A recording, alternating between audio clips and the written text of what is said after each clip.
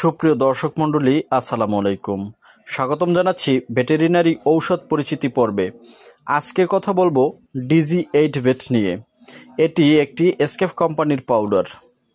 প্রয়োগ ক্ষেত্র: অরুচি, পেট ফাঁপা ও পেট ব্যথা, বদহজম, রিউমেটিক রোগ, ক্ষুধামন্দা, অনিয়ন্ত্রিত গ্যাস্ট্রিক, পিএইচ। মাত্রা ও প্রয়োগবিধি: প্রয়োজনীয় পরিমাণে DG8 পাউডার খাদ্য ও চিটাগুড়ের সাথে মিশিয়ে নিম্নমাত্রায় খাওয়াতে হবে। গরু ও মহিষ 1 থেকে 3টি স্যাশে দিনে 2 বার।